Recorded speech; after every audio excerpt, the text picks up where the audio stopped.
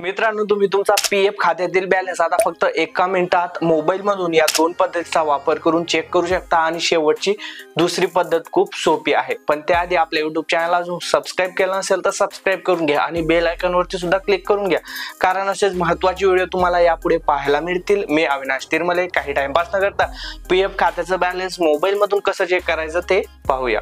तर PF check करण्याची पहिली पद्धत पाहूया। यासाठी गुगल मध्ये पीएफ पासबुक असं तुम्हाला सर्च करायचं आहे आणि पहिल्या वेबसाईट वरती क्लिक करायचं आहे।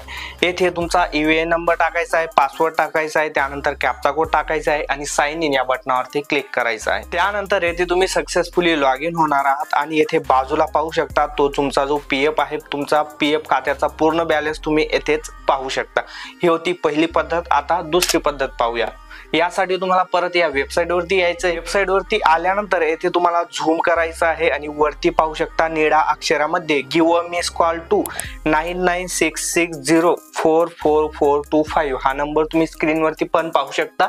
या नंबर वरती तुम्हाला मिस कॉल करायचा आहे आणि मिस कॉल केल्यानंतर तुमच्या पीएफ खात्याशी जोही मोबाईल नंबर लिंक असेल त्याच्यावरून तुम्हाला या नंबर वरती कॉल करायचा आहे। तो ऑटोमॅटिकली कट होणार आहे आणि तुम्हाला एसएमएस येऊन जाईल आणि त्याच्यात तुमच्या पीएफ खात्यात किती बॅलन्स आहे चेक होऊन जाईल।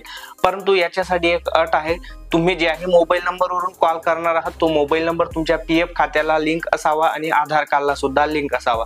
जर का तुमचा नंबर पीएफ खात्याला लिंक असेल आणि आधार कार्डला लिंक नसेल तर तुम्हाला मेसेज येणार नाही आणि खूप जण सांगतात की फेक माहिती आहे, परंतु हा जो नंबर आहे मी तुम्हाला दाखवतोय ईपीएफओ च्या गव्हर्नमेंटच्या अधिकृत वेबसाईट वरती दिलेला आहे आणि स्क्रीन वरती सुद्धा पाहू शकता। काही अडचण येत असेल तर कमेंट्स करा। व्हिडिओ खूप महत्त्वाचा आहे, पुढे जास्तीत जास्त शेअर करा आणि असे व्हिडिओ पाहण्यासाठी आपल्या YouTube चॅनलला सबस्क्राइब करायला विसरू नका।